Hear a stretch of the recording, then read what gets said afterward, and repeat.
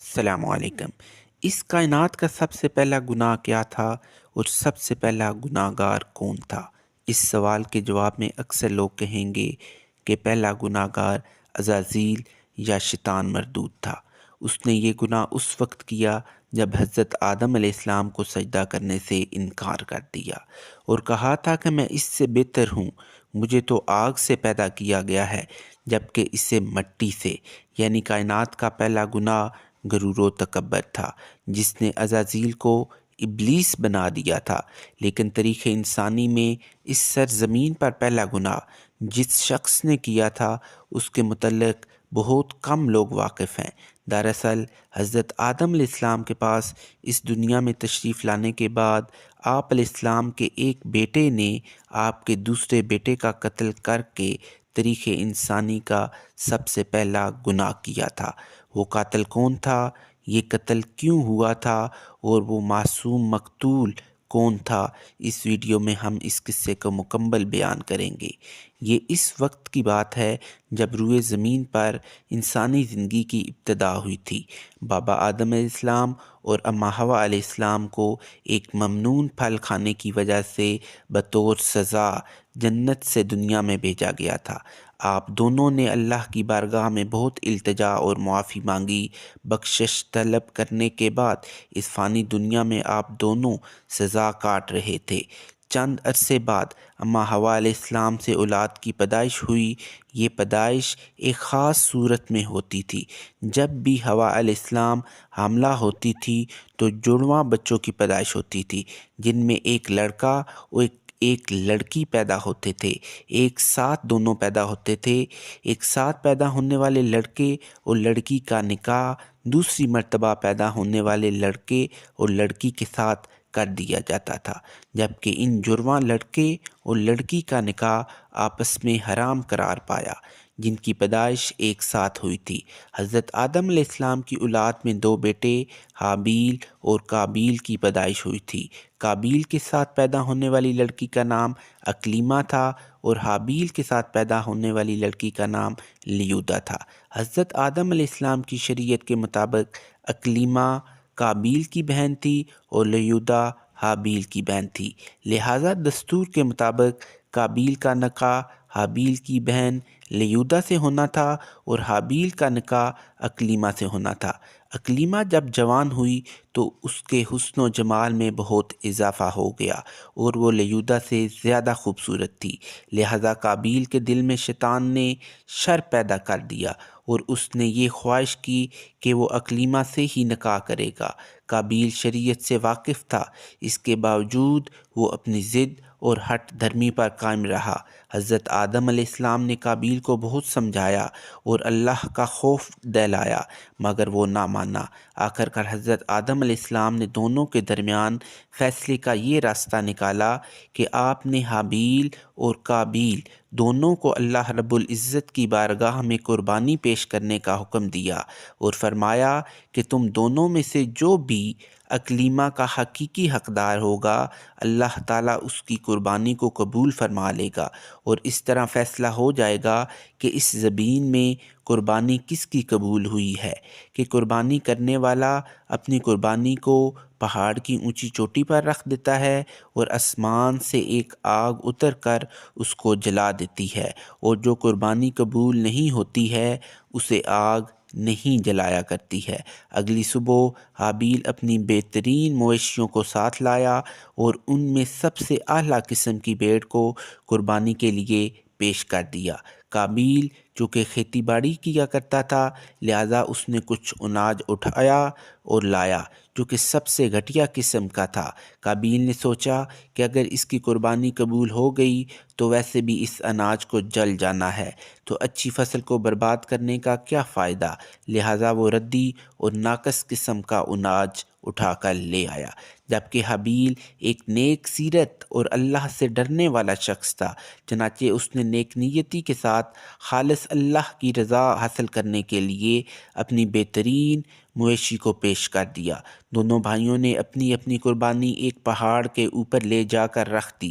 اچانک آسمان سے ایک آگ نازل ہوئی اور اس آگ نے حابیل کی قربانی کی ہوئی بھیڑ کو جلا دیا اور قابیل کا اناج ویسے ہی پڑا رہ گیا۔ یوں فیصلہ ہو گیا کہ خدا حابیل کی قربانی سے راضی اور قابیل سے ناخوش ہے۔ یہ دیکھ کر قابیل غصے میں آ گیا اور انتقام کی آگ میں جلنے لگا۔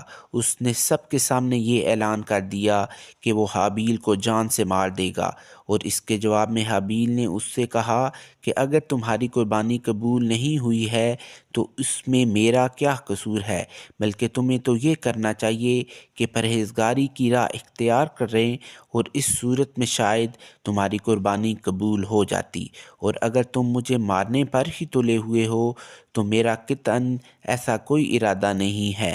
میں بہرحال اس معاملے میں تم پر ہاتھ نہیں اٹھاؤں گا، کیونکہ میں اسے بہت بڑا ظلم سمجھتا ہوں۔ قابیل حسد کی آگ میں جل رہا تھا، اس پر اس نصیحت کا کوئی اثر نہ ہوا۔ اس وقت تو قابیل وہاں سے چلا گیا، لیکن وہ حابیل کو مارنے کی تدبیر کرنے لگا۔ شیطان جو ابتدا سے ہی انسان کا دشمن ہے، اس نے قابیل کو قتل کرنے کی راہ دکھائی۔ اس نے ایک پرندے کو پکڑا اور اس کا سر ایک پتھر پر رکھ کر دوسرے پتھر سے کچل دیا۔ قابیل کو معلوم ہو گیا کہ قتل کس طرح کرنا چاہیے۔ حابیل چونکہ بکریاں چراتا تھا، ایک دن وہ درخت کے سائے کے نیچے آرام کر رہا تھا تو قابیل نے اس وقت بڑی بے رحمی سے اس کا قتل کر دیا۔ جب قابیل نے حابیل کو قتل کر دیا تو اس کی عقل زائل ہو گئی، سمجھنے کی صلاحیت ختم ہو گئی۔ اب بڑا پریشان ہوا کہ اس کی لاش کا کیا کرے۔ اس طرح چھوڑنے سے یہ خطرہ تھا کہ درندے اس کی لاش کو کھا جائیں گے، تو وہ اپنے بھائی کی لاش کو بوری میں ڈال کر پھرتا رہا، یہاں تک کہ لاش بدبودار ہو گئی۔ لاش کو چھپانے کا کوئی طریقہ بھی اسے نہیں آ رہا تھا۔ بڑا پریشان ہوا کہ کروں تو کروں کیا۔ تب اللہ تعالیٰ نے 2 کوے بھیجے۔ قابیل ان کووں کو دیکھ رہا تھا۔ ان کووں میں سے ایک کوے نے دوسرے کوے کو مار ڈالا اور پھر زمین کھود کر اس میں اس کو ڈال دیا۔ اس سے قابیل کو معلوم ہو گیا کہ اسے بھی یہی کرنا چاہیے، اور ندامت محسوس کرتے ہوئے کہنے لگا، افسوس کہ میں اس کوے جیسا بھی نہ ہو سکا۔ اسی طرح اس نے اپنے بھائی کو زمین میں دفن کر دیا۔ جب قابیل نے حابیل کو قتل کیا تو اس سے پہلے اس کا رنگ سفید تھا، لیکن قتل کے بعد اس پر پھٹکار پڑی اور اس کا سارا جسم کالا ہو گیا۔ اس وقت حضرت آدم علیہ السلام حج کے لیے مکہ گئے ہوئے تھے۔ جب حضرت آدم علیہ السلام مکہ سے واپس آئے اور حابیل کو نہ پایا تو اس کو بہت تلاش کیا، مگر وہ نہ ملا۔ حضرت آدم علیہ السلام نے حابیل کے صدمے میں کھانا پینا اور سونا سب ترک کر دیا اور شب و روز حابیل کے غم میں رہنے لگے۔ روایتوں میں آتا ہے کہ جب حابیل قتل ہو گیا تو 7 دن تک زمین میں زلزلہ رہا۔ قابیل جو بہت خوبصورت تھا، بھائی کا خون بہاتے ہی اس کا چہرہ بالکل سیاہ اور بدصورت ہو گیا۔